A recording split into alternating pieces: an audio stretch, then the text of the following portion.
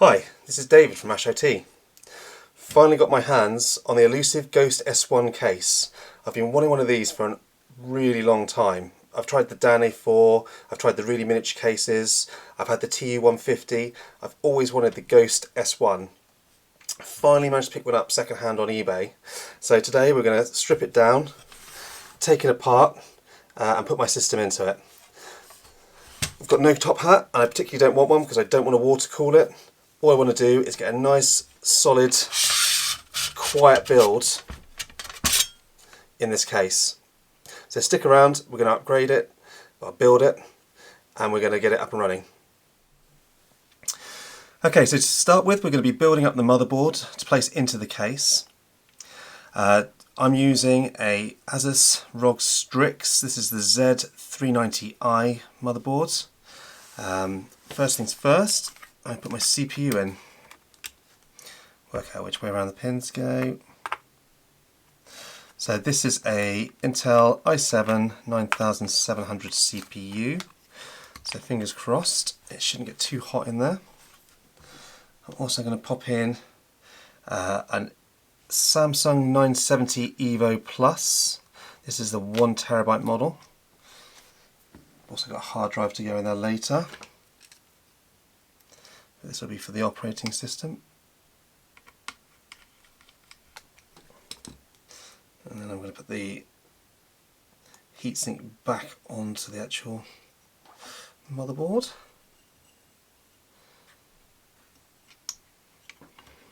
Try and line this up.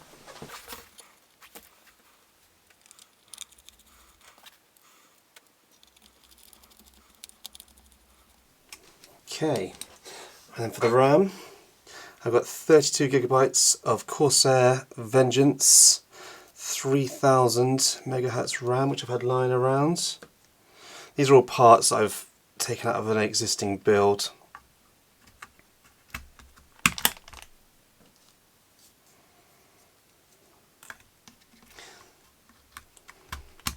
There we go. Right, and then for the actual heatsink, I've been mucking around with a few that I've got and they just don't seem powerful enough to cool this 9700. So I've bought the Noctua the L12 Ghost S1 edition. So this is what we're going to be using today for this build.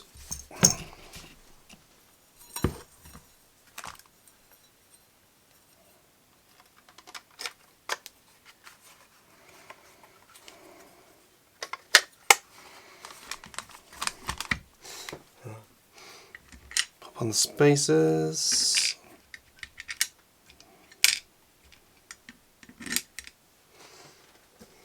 Then the mount bracket. Let's screw that on.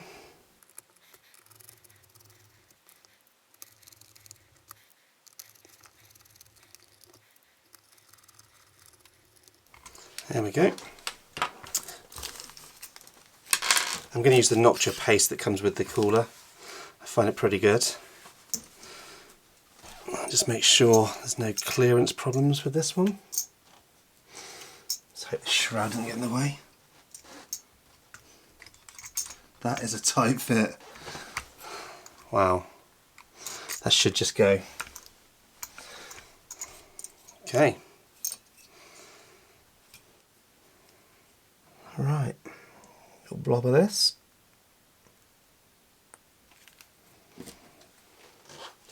And let's screw this one on.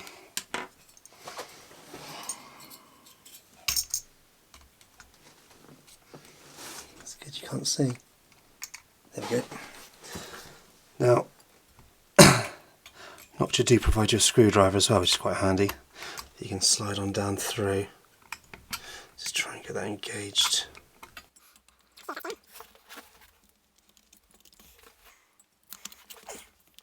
Yep, looks like it's going up. Quite a fiddly job. You go through the fan blades. I'm just alternating the screwdriver so that I get it even pressure down on the heatsink. Oops. There we go. Right. That is the motherboard built up. So let's put the case back in shot and pop it in. I'm going to pop the motherboard in. The good thing about these ROG motherboards is that they have the back plate attached to the motherboard. So that's one less thing to worry about. Just going to pop it on and screw it in.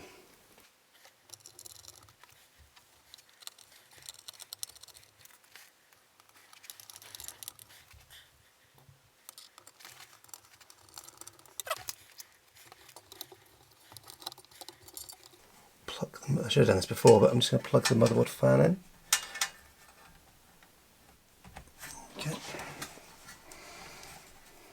Okay. Right, next I'm going to pop the hard drive on. Actually,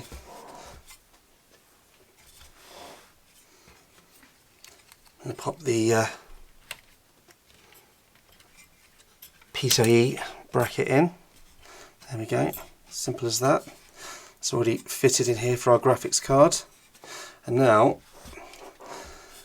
because I'm going to put a fan in the bottom, you do have a hard disk drive mount for the bottom, but I'm going to be putting a fan in there. There's also a mount for a hard disk drive behind the PSU, so I'm just going to screw that one in.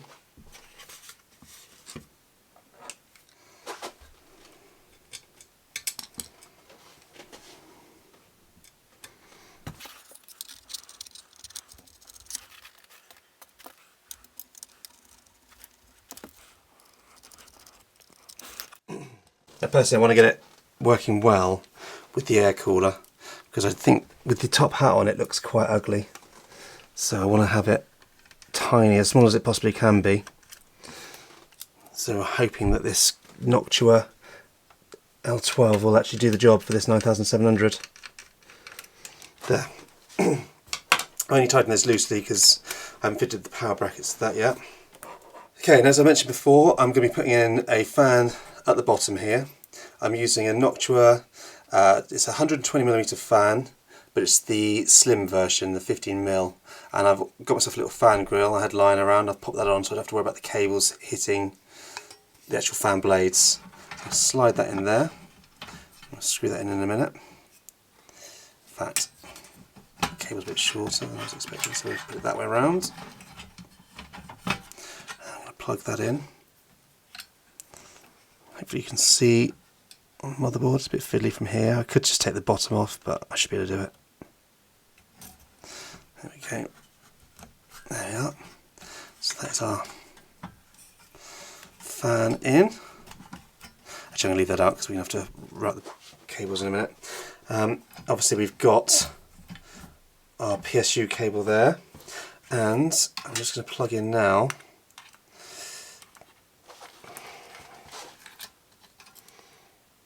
the actual motherboard headers. Getting a bit fiddly with this big block on the top.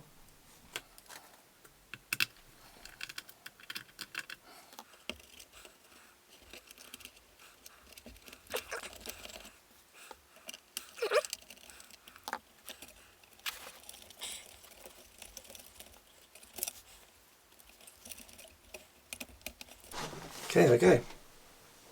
So now we're going to look at the power supply. I've got a power supply bracket, and I've got a Corsair SF450. I would have liked a more powerful one, but still seems to be a bit of a shortage at the moment. So, I have to make do.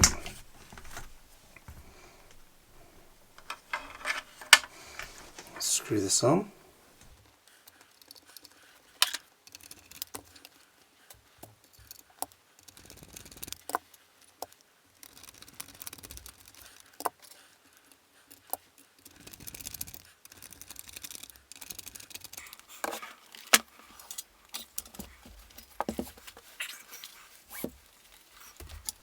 Now this fits in here, but before I pop that in, I'm going to just have a quick look at the cables and find the best way to route the cables around. Okay, so cables are in the power supply. I'm going to put the PCIe for the graphics card, run those up the back of the power supply, and I'm going to run my hard disk drive up the side of the power supply so they're out of the way. So now we're going to just try and slot this in. Should be fun.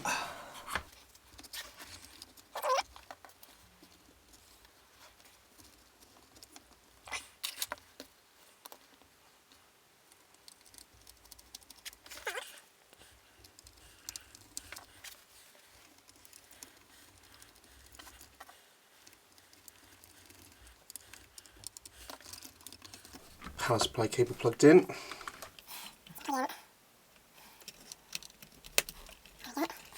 That's the power to the hard disk drive, and I'm going to just push these down the side to get them out of the way.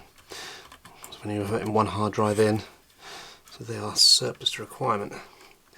And I'm going to pop a SATA cable in for the hard drive now.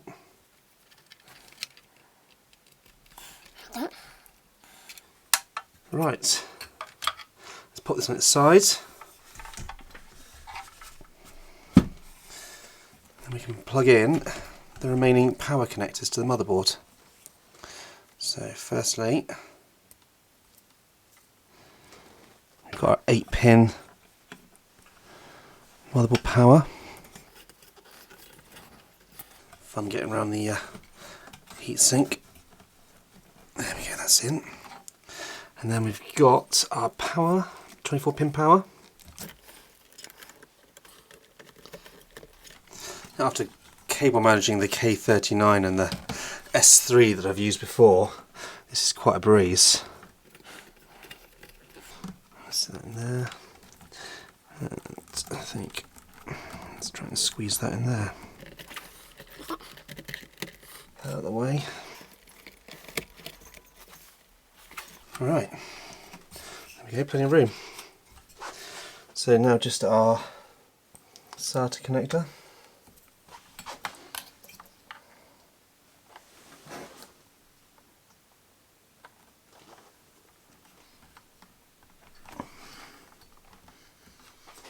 We are done. Okay.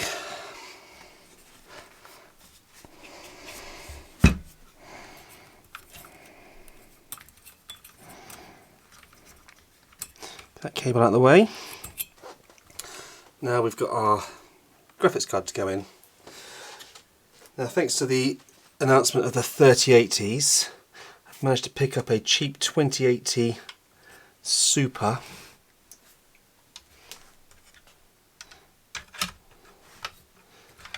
For a really good price, because obviously everyone's dumping them to get their 3080s and 3090s. So I got this for a bargain. It's a nice upgrade over my 2070. So we're going to stick that in there, make that clicked in at the bottom, put it on the side so you can see. So we're going to click that in there. Now with this one, it's got a strange locking mechanism for the graphics card. So once you've got it seated, you've got a little bolt and a nut. And you've got one for the bottom and one for the top. So, and that holds the card in place. That's the bottom one. And then for the top, we have the plate that slides in.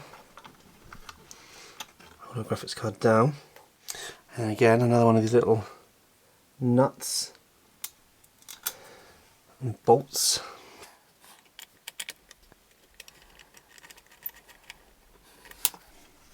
And that is our card held in place. Make sure this port's all lined up, and then I'm going to lock it in. There we go.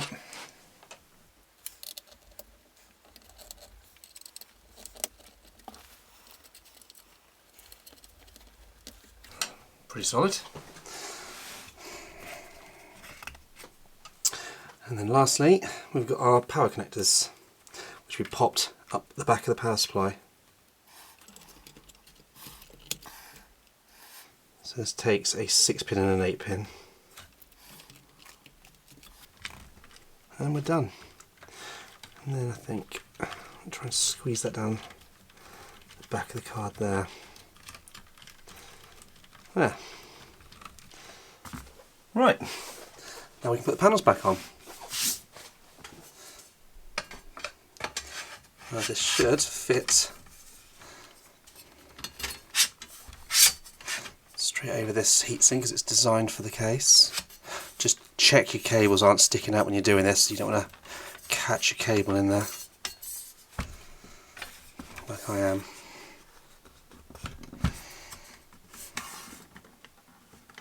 There we go. Turn this around so you can see. Graphics card's sitting in there nicely, plenty of space around it. And the 120mm fan is pulling air out of the case. It'd be nice to have an actual fan on the top, but hopefully the hot air will just rise straight out of the case. And we're going to slide our other panel in. Make sure our cables are down.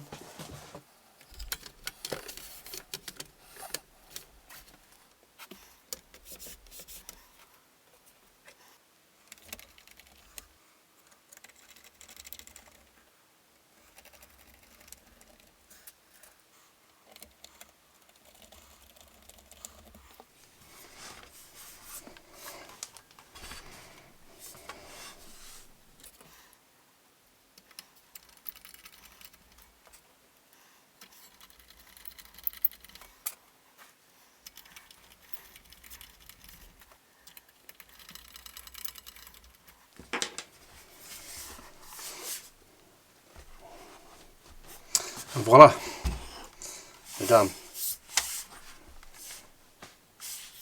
One completed case.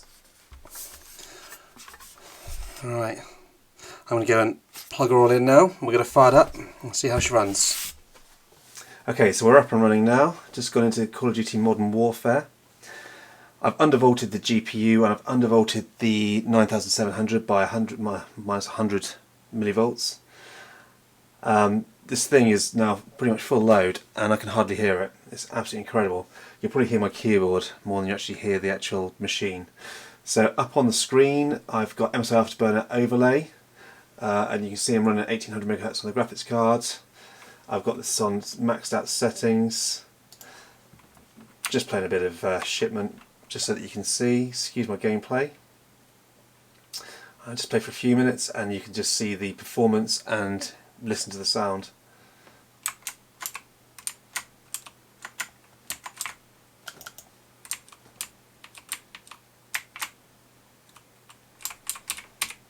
You see me die quite a lot. Ooh.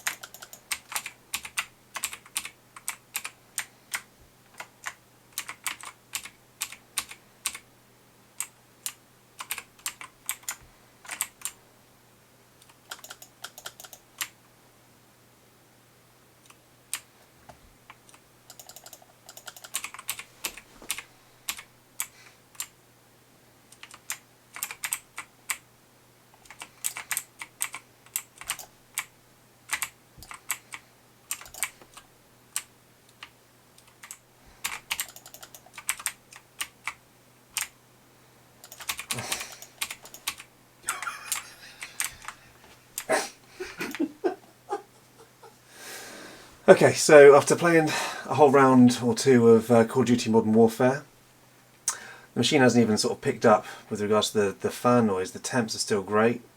I can hardly even hear it's on, it's just a little hum in the background. So I have to say I'm thoroughly impressed with this case.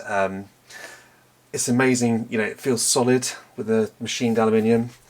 It's an easy case to build in, it's nice and easy to just slide the panels off.